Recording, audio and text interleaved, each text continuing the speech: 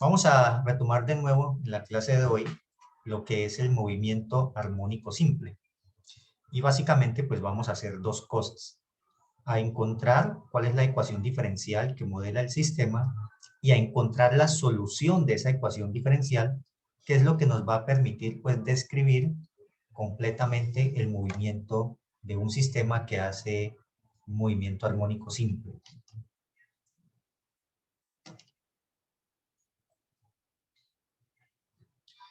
Bueno, lo primero que debo decir es que nosotros vamos a hacer el estudio del movimiento armónico o lo vamos a introducirnos en este estudio a partir de un sistema muy sencillo que se denomina el sistema de masa y resorte. Es decir, vamos a considerar una masa unida a un resorte. Resulta que cuando nosotros aplicamos una fuerza a un material elástico como un resorte, ese material se estira, se deforma. Si nosotros aplicamos una fuerza demasiado grande, entonces ese material se deforma y podría suceder que cuando dejemos de aplicar la fuerza, el material no vuelva a su forma original, no retome esa forma original. Se dice entonces que se ha superado el límite elástico. Ustedes están viendo aquí una gráfica que resume esa situación. Pueden observar que en el eje vertical está lo que se denomina el esfuerzo y en el eje horizontal está representada la deformación en términos de lo que se denomina la deformación unitaria. La deformación unitaria es el cociente entre lo que se estira, el material, que aquí se simboliza con la letra griega delta, y la longitud del material. Por ejemplo, si fuera un resorte, la longitud natural del resorte, es decir, la longitud cuando el resorte no se ha estirado ni se ha comprimido. Si nosotros aplicamos una fuerza y el material se estira, se deforma, si la fuerza aplicada no es muy grande, si los estiramientos no son muy grandes, entonces ustedes pueden ver aquí que vemos una línea, un comportamiento lineal, lo cual indica que la fuerza y la deformación son directamente proporcionales.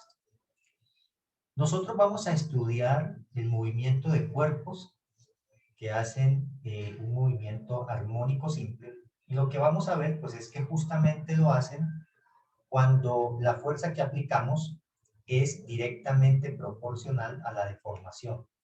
Por eso vamos a decir que vamos a considerar siempre la situación al interior del límite elástico.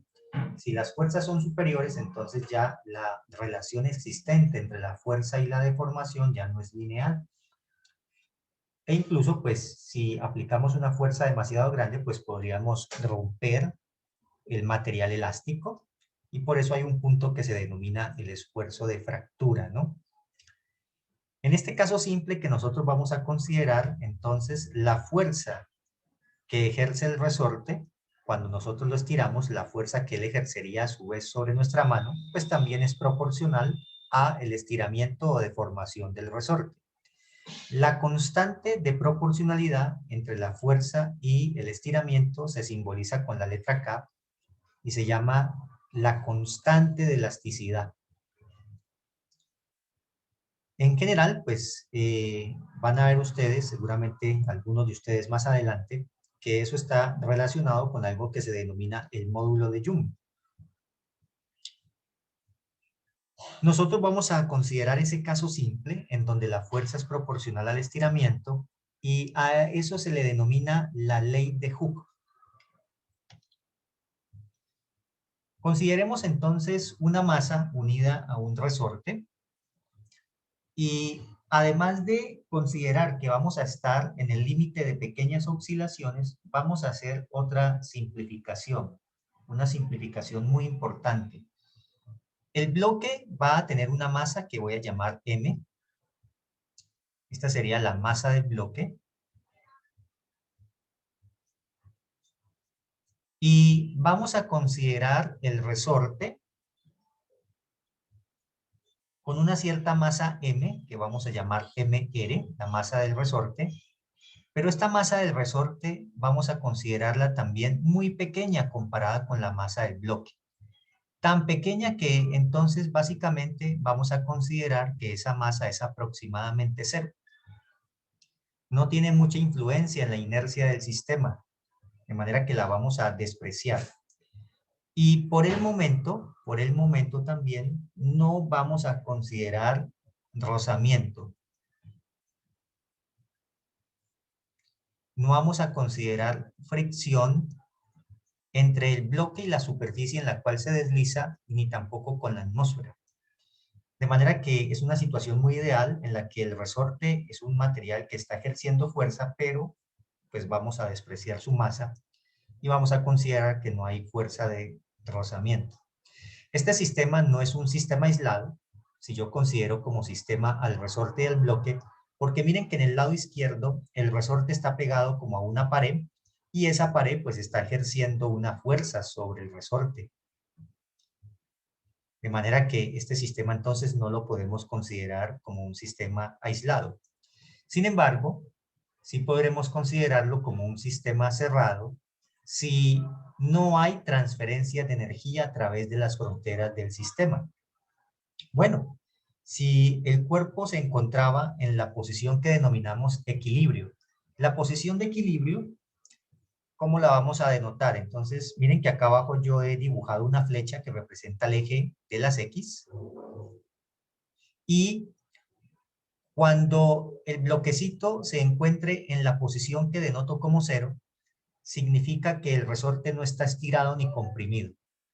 Si el resorte no está estirado ni comprimido y nadie ha perturbado el sistema, pues el bloque está ahí en reposo, el resorte se encuentra también en reposo.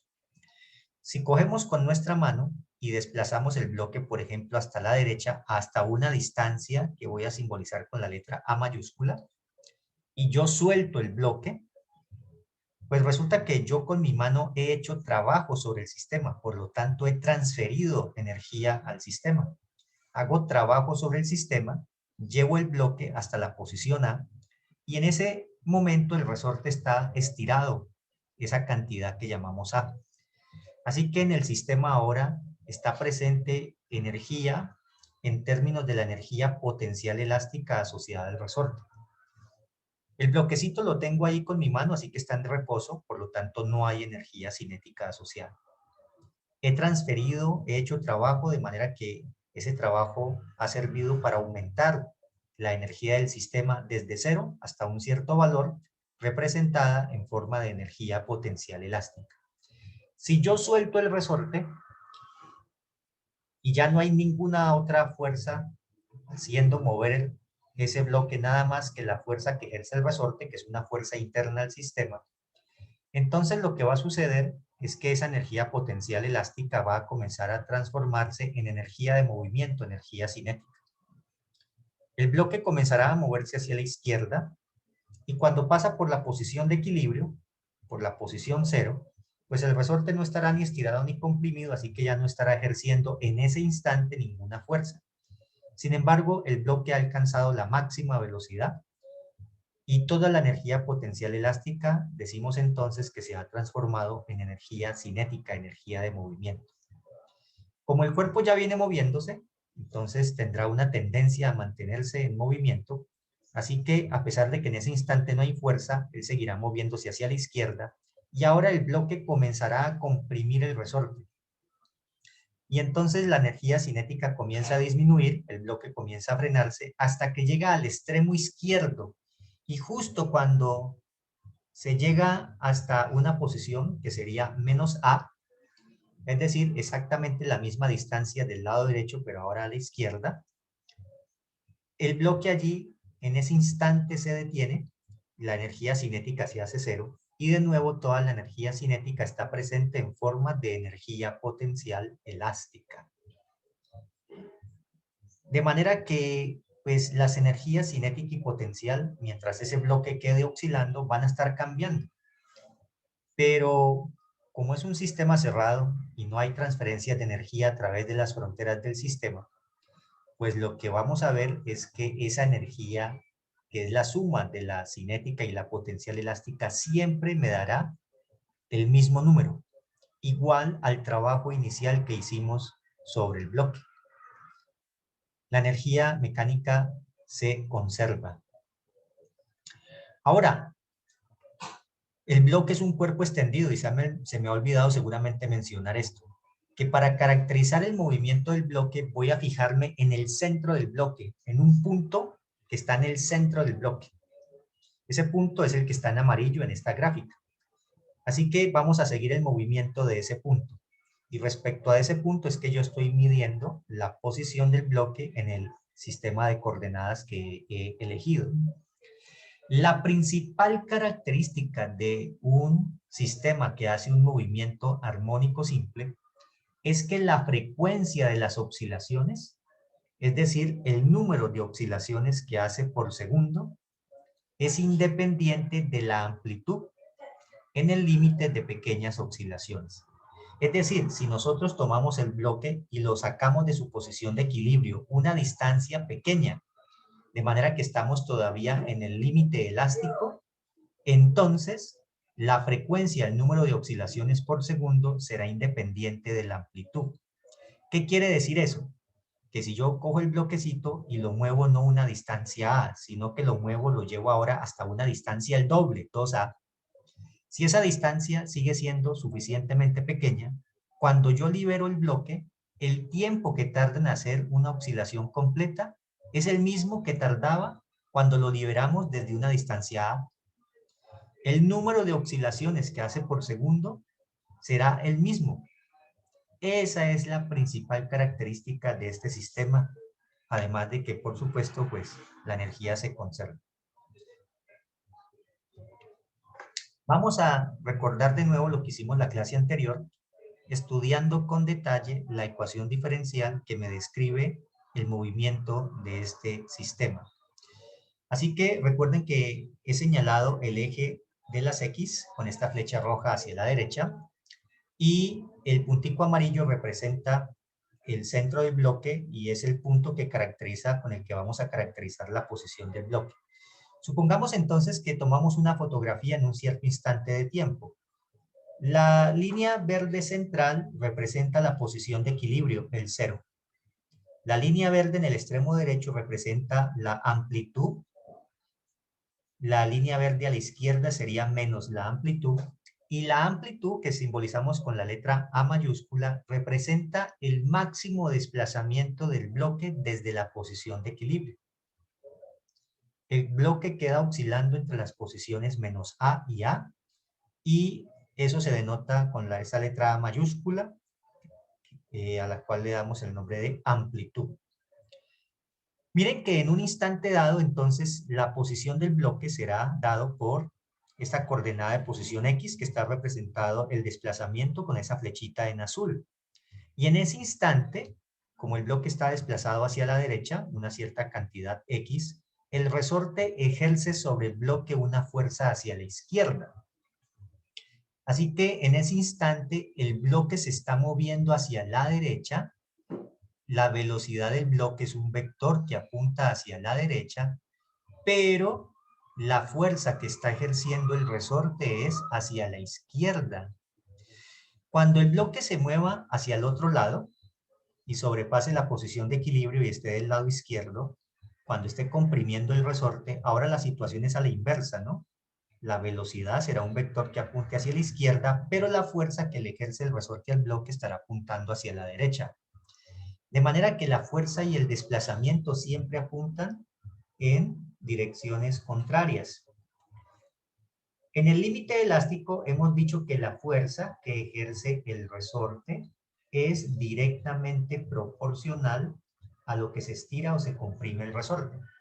Pero como acabo de mencionar, cuando la fuerza esté hacia la izquierda, entonces los desplazamientos son hacia la derecha, y cuando la fuerza esté hacia la derecha, los desplazamientos, las posiciones son a la izquierda, así que tenemos que colocar aquí un signo menos. Si la coordenada de posición X es negativa, con este signo menos me dará una fuerza que apunta hacia la derecha. Cuando la coordenada de posición X es positiva, este menos entonces indicará que la fuerza es negativa, es decir, que la fuerza está apuntando hacia la izquierda. De allí la necesidad de incorporar este signo menos. Tenemos entonces que la fuerza que ejerce el resorte sobre el bloque está dada por esta expresión, que es lo que se denomina la ley de Hooke.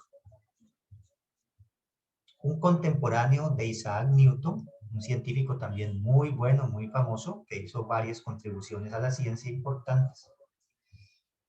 Pero lo que nosotros sabemos es que, de acuerdo con el señor Isaac Newton, si esa es la fuerza neta que actúa en la dirección del movimiento, pues la fuerza neta es igual al producto de la masa por la aceleración. Así que la masa por la aceleración, me voy a quitar el carácter vectorial porque estamos en una sola dimensión, y el carácter vectorial queda indicado por los signos positivo o negativo. La masa por la aceleración entonces va a ser igual a menos la constante de elasticidad del resorte por lo que se estira o se comprime el resorte. Recuerden que K representa la denominada constante de elasticidad.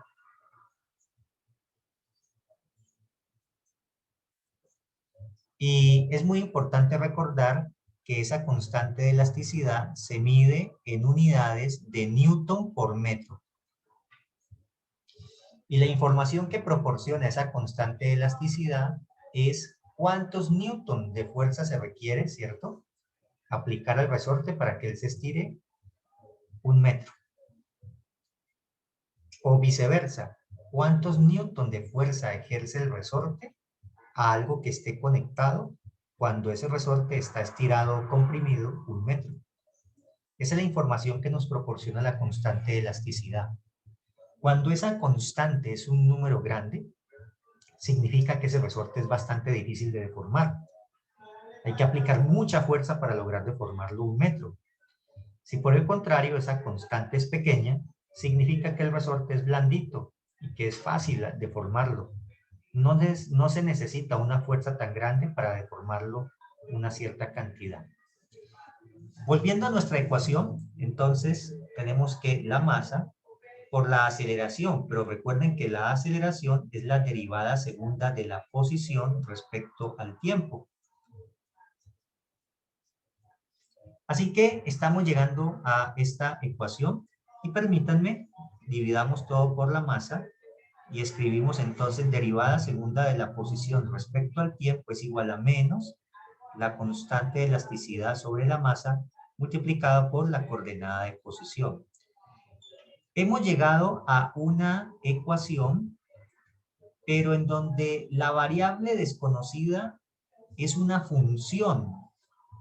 La función que nosotros queremos encontrar, nuestra incógnita, es la posición, que es una función que depende del tiempo, es decir, en cada instante de tiempo el bloque se encuentra en un lugar determinado.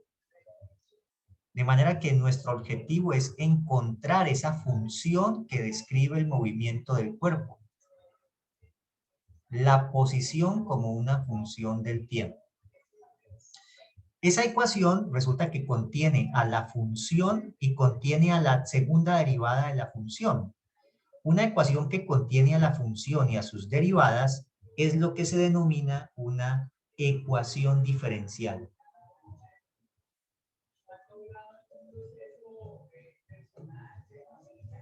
Entonces, nuestro objetivo será resolver esa ecuación diferencial.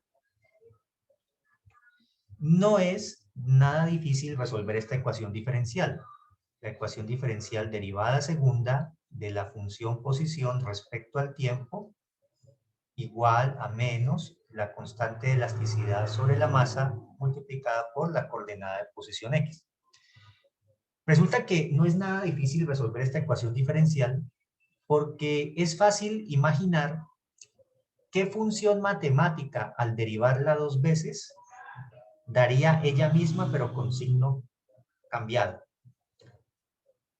Así que no es difícil darse cuenta, no es difícil entonces llegar a la conclusión de que podemos ensayar como solución una función que se da de la forma una cierta constante multiplicado por el seno o el coseno. Seno o el coseno, y como estamos buscando una función que depende del tiempo, pues esta función pues deberá depender del tiempo. Ahora, la partícula está oscilando entre dos posiciones extremas.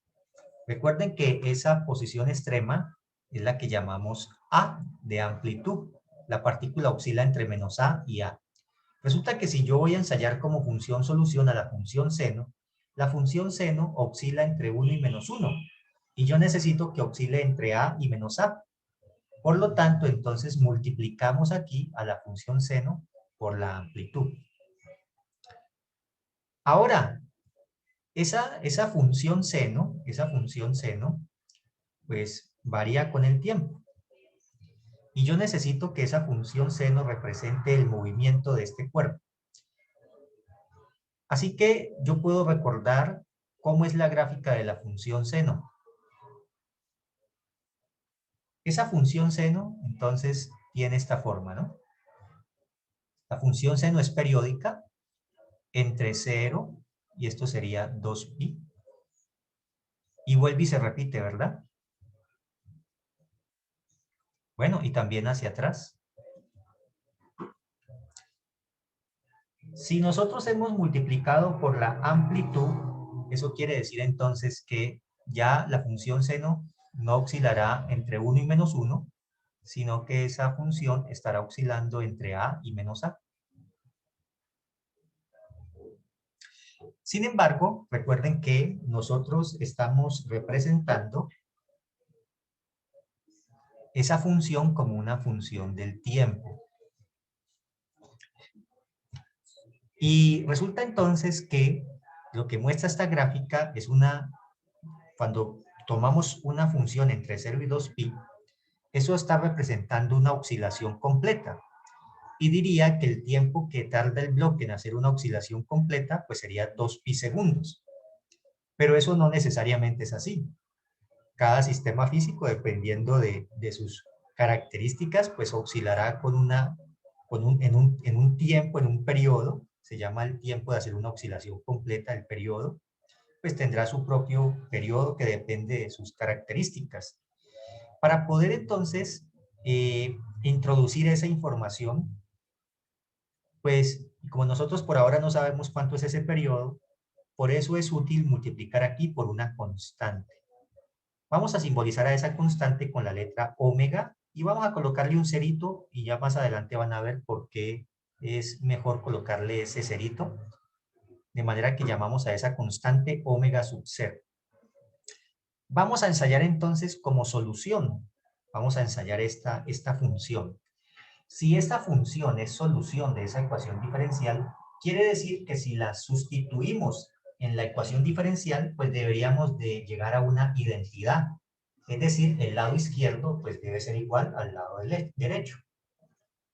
Así que ahora sustituimos en la ecuación. Y al sustituir en la ecuación, pues nos vamos a encontrar con lo siguiente.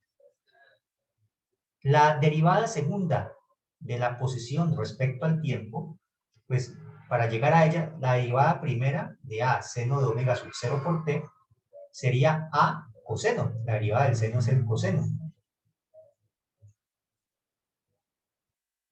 Multiplicado por la derivada interna, te daría A omega sub 0 por el coseno de omega sub 0 t.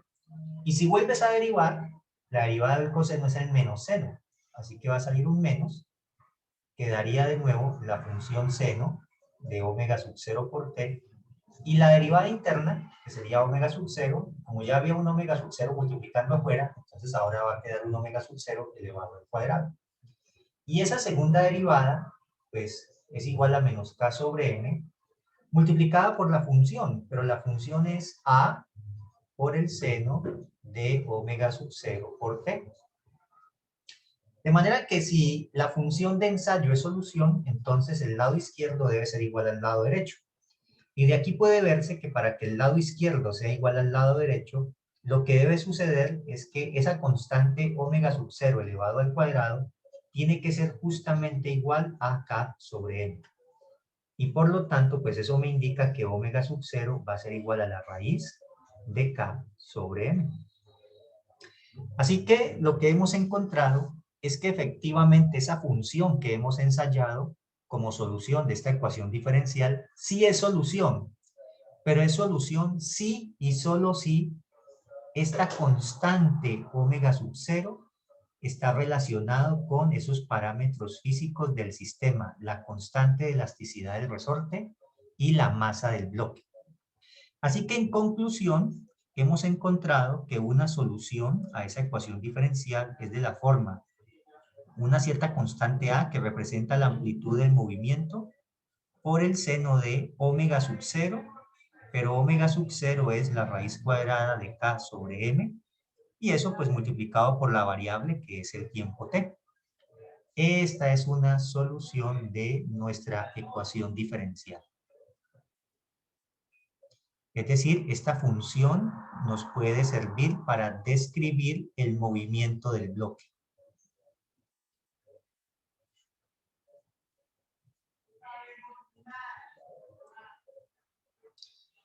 Pero resulta que ustedes pueden darse cuenta que si hubieran ensayado en vez de la función seno, hubieran hecho otro ensayo. Hay otra posible función que también es solución de esta ecuación diferencial. Resulta que también es solución la función A coseno de omega sub 0 por t. Si vuelven y hacen el mismo proceso, entonces van a darse cuenta de que de nuevo, entonces esto también es solución.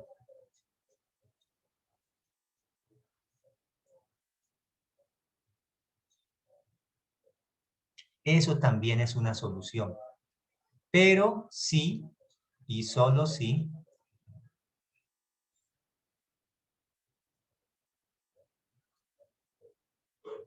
de nuevo, omega sub 0 es igual a la raíz cuadrada de K sobre M.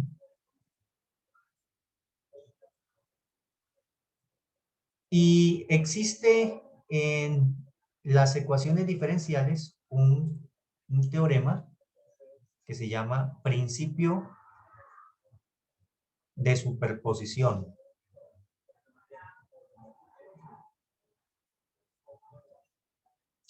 Y ese principio de superposición dice que la solución más general, la función que es la solución más general a una ecuación diferencial, es la suma de las soluciones. Si x1 y x2 representan dos soluciones, entonces la combinación lineal, la suma de estas soluciones, también es una solución. O sea que cualquier constante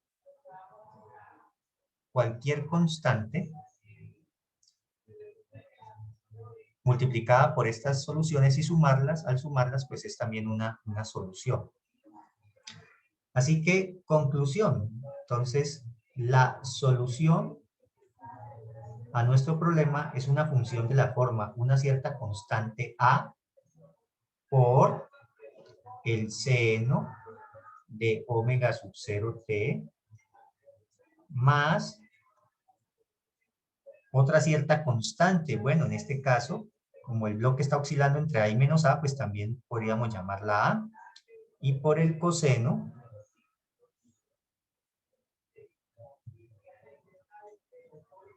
de omega sub 0 t. Bueno, en general puede ser cualquier combinación lineal. Entonces, solamente como para dejarlo en términos generales, más bien como desde el punto de vista matemático, una solución general entonces es una solución que tiene esta forma.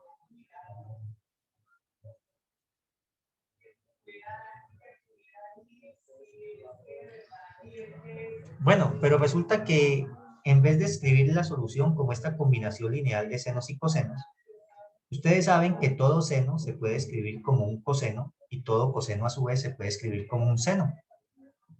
De manera que en vez de escribir la solución de esa manera, es más conveniente escribir la solución de la forma A, seno o coseno, la que ustedes quieran, de omega sub 0 t, más un cierto ángulo aquí que vamos a denotar con la letra phi.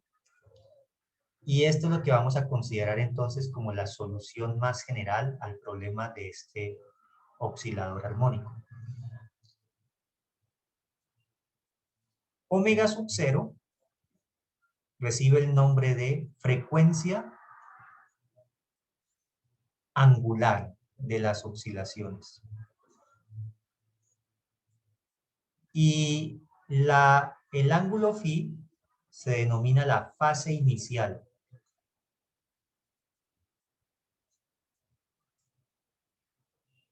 Este omega sub 0 está relacionado con un parámetro que se denomina el periodo y que vamos a simbolizar con la letra T mayúscula.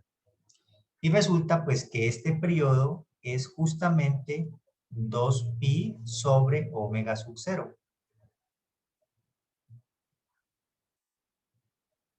Y miren que eso se puede ver de aquí, porque resulta que cuando el tiempo t pues es justamente igual a el periodo de las oscilaciones, entonces la partícula se habrá movido de tal manera que se encuentra otra vez en la misma posición en la que se encontraba un tiempo antes de un periodo.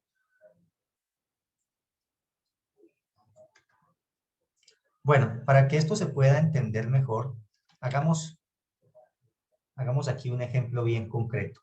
Entonces volvamos a nuestro dibujo, en donde tenemos un bloque que está unido a un resorte.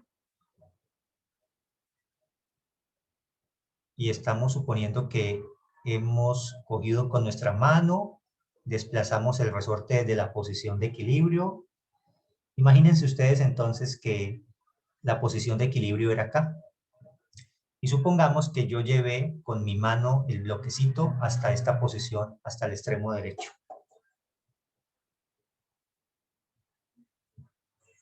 En ese instante, entonces, la coordenada de posición inicial es justamente igual a lo que vamos a llamar la amplitud del movimiento, y la velocidad inicial, pues es 0, porque el bloque está allí en reposo. Y lo libero. Como libero el bloque, entonces el bloque va a empezar a moverse hacia la izquierda, ¿verdad? Y en un cierto instante, pues se encontrará en una cierta coordenada de posición X, moviéndose hacia la izquierda. Y lo que ya sabemos es que nosotros podemos describir este movimiento por la siguiente función: X igual a una cierta amplitud A por el seno de omega sub 0t más una cierta fase phi. El resorte, recuerden, se caracteriza por una constante de elasticidad K y el bloque se caracteriza por una cierta masa M. Veamos entonces cuánto debe ser este valor del ángulo de fase phi para que esta ecuación me describa el movimiento de esta partícula. Miren el movimiento que tenemos que describir.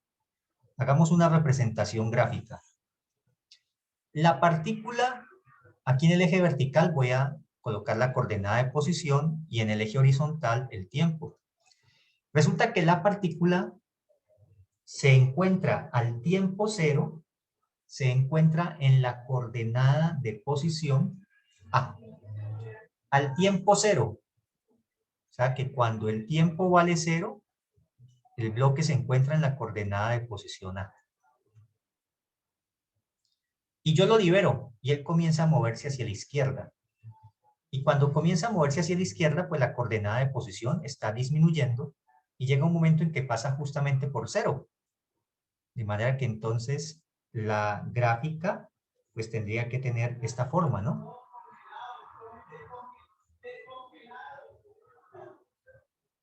¿Qué significa eso? Entonces, al tiempo 0, la partícula estaba en la posición A. El máximo desplazamiento desde la posición de equilibrio. Suelto el bloque, comienza a moverse hacia la izquierda y cierto tiempo después se encuentra en la coordenada de posición 0. Aquí, en un cierto instante de tiempo, la coordenada de posición es 0. El bloque sigue moviéndose hacia la izquierda y después de cierto tiempo ha comprimido completamente el resorte y se encuentra por acá. Se encuentra en la coordenada de posición menos A. Así que entonces se encuentra en la coordenada de posición menos A. Y eso sucede en este instante de tiempo. se encuentra en el otro extremo. Ahora comienza a devolverse y después de cierto tiempo otra vez pasa por la posición 0 y ahora de nuevo el resorte comienza a estirarse y después de cierto tiempo otra vez llega de nuevo hasta la posición que estamos llamando A. Resulta que el tiempo en que hace una oscilación completa es el que denominamos periodo y esto de aquí sería justamente la cuarta parte del periodo. Aquí por toda la mitad, pues sería la mitad del periodo y aquí sería entonces 3/2 del periodo, ¿verdad?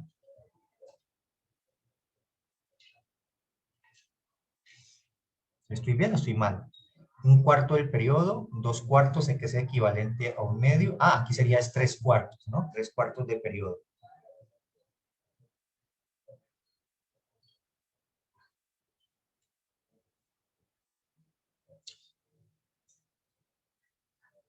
Entonces el cuerpo inicia al tiempo 0, está en la posición A. Cuando ha pasado la cuarta parte del tiempo de una oscilación, está entonces en la coordenada posición 0. Cuando ha pasado medio periodo, está en el otro extremo. Luego 3/4 del periodo ha regresado a 0. Y justamente en un tiempo igual al periodo está de nuevo en la posición de la cual partió. Resulta que entonces al tiempo 0 la partícula está en la coordenada de posición A. Si nosotros reemplazamos aquí el tiempo por 0, la posición al tiempo 0, esto sería A por el seno de omega sub 0 multiplicado por 0 más la fase phi. Así que la posición al tiempo 0 daría A por el seno de phi. Pero lo que nosotros sabemos es que al tiempo 0 esto debe ser 0. Perdón, al tiempo 0 la partícula se encuentra en la coordenada de posición que es justamente igual a la amplitud A. Pero A por seno de phi entonces debe ser igual a A. Esto implica entonces que el seno de phi debe ser igual a 1. Y díganme ustedes para qué ángulo el seno da 1. Esto es lo que se llama una ecuación trigonométrica. ¿Para qué ángulo el seno daría 1?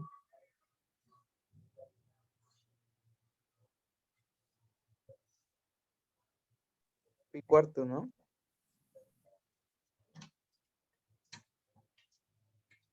1 sería para pi medios. Para 90 grados, seno de 90 grados es 1, seno de pi medios es 1. Y también en 2pi. Pero pues estamos considerando entonces entre 0 y 2pi. Así que nos devolvemos y encontramos entonces que la función sería de la forma a seno de omega sub 0 por t más ese ángulo de fase que se llama la fase inicial, que sería pi medios. Para eso es que sirve ese ángulo de fase, para poder describir el movimiento de acuerdo con las condiciones iniciales, ¿no? Veamos a ver si esa condición inicial está bien. Si yo derivo la derivada de la posición respecto al tiempo, pues esto es lo que llamamos la velocidad instantánea. Y esto sería igual entonces a la derivada del seno es el coseno de omega sub 0t más la fase, que es pi medios, multiplicado por la derivada interna, que sería omega sub 0. Esa es la ecuación que me da la velocidad como una función del tiempo. Por lo tanto, entonces, ¿cuál es la velocidad al tiempo 0? De acuerdo con esta ecuación sería a por omega sub 0 por el coseno de omega sub 0 por 0 más la fase inicial, que es pi medios. Así que esto es igual a por omega sub 0 por el coseno de pi medios. Pero efectivamente el coseno de pi medios es 0. O sea que esto da a omega sub 0 por 0 y todo esto es justamente 0. Y es lo que ya sabíamos nosotros, ¿verdad? Recuperamos lo que sabíamos, que al tiempo 0 el bloque se encontraba en reposo. Así que puedo concluir que efectivamente esta función es la función que describe correctamente el movimiento del bloque. Ese es el espíritu o la idea de introducir este ángulo de fase inicial phi. Ahora, resulta también que ustedes saben que el seno de un ángulo más pi medios es equivalente al coseno. Por lo tanto, entonces, realmente podemos usar cualquiera de estas dos soluciones. Esa que escribí antes, o podríamos haber usado la solución a coseno de omega sub 0t, porque esta solución es equivalente a x igual a la amplitud seno de omega sub 0t más pi medios. Son soluciones equivalentes. El seno de un ángulo desplazado en pi medios es equivalente al coseno del ángulo. Así que cualquiera de esas dos funciones es solución. De nuevo, entonces, importante recordar que la velocidad instantánea, que sería la derivada de la posición respecto al tiempo, entonces sería a, ¿verdad? La derivada del seno, bueno, recuerden que estoy considerando entonces esta solución. Pensando en esta solución, entonces la velocidad instantánea sería a, la derivada del seno es el coseno de omega sub 0t más la fase inicial, multiplicado por la derivada interna que es omega sub 0, de manera que esta velocidad se puede escribir como una cierta velocidad máxima, que sería la amplitud en velocidad por el coseno de omega sub 0t más la fase inicial, en donde la amplitud en velocidad, que estoy llamando la velocidad máxima, sería el producto de la amplitud del movimiento por la frecuencia angular de las oscilaciones. El cuerpo no se mueve con velocidad constante, se mueve con velocidad variable. Y la máxima velocidad que alcanza en algún instante dado está dada por el producto de la amplitud por la frecuencia angular de las oscilaciones. Esa velocidad es la que justamente logra cuando está pasando por la posición de equilibrio. Y también es importante recordar que la aceleración es la derivada de la velocidad instantánea respecto al tiempo, o equivalentemente la derivada segunda de la posición respecto al tiempo. Y al derivar, entonces esto queda, la derivada del coseno es un menos seno de omega sub 0t más la fase, que en este caso es pi medios, para el ejemplo considerado, no siempre es pi medios, recuerden que solamente en este ejemplo, tengo la velocidad máxima y multiplicado por la derivada interna, que saldría un omega sub 0. Y de nuevo, esto se puede escribir entonces como menos una cierta aceleración máxima por el seno de omega sub 0t más la fase inicial, que en este caso es pi medios. Esta constante que denominamos A máxima sería la amplitud de la aceleración. El cuerpo se mueve con una aceleración, pero este movimiento es complejo en aceleración, no es un movimiento uniformemente acelerado. La aceleración varía como una función armónica, como una función seno o coseno. Y la aceleración máxima entonces se puede encontrar multiplicando la velocidad máxima por la frecuencia angular, o si escribimos la velocidad máxima como la amplitud por la frecuencia angular y por la otra frecuencia que aparece allí, entonces quedaría que la aceleración máxima es igual a la amplitud por la frecuencia de las oscilaciones elevada al cuadrado. Bueno, entonces con eso creo que hemos cubierto los aspectos importantes que quería dejarles en la clase de hoy. Y la próxima clase pues vamos ahora a retomar, y vamos a retomar haciendo énfasis en el aspecto de la energía. Vamos a volver a hacer el análisis energético Y vamos a aplicar el movimiento armónico en la comprensión de algunos fenómenos sencillos, tanto fenómenos naturales como algunos fenómenos, o mejor, dispositivos que usamos en ingeniería. Entonces, por hoy voy a dejar hasta acá. No se olviden que nuestro parcial entonces está programado para el próximo jueves, ¿no? Y solamente cubriría pues la parte que tiene que ver con estas leyes de conservación de la energía que estuvimos trabajando hasta la semana anterior.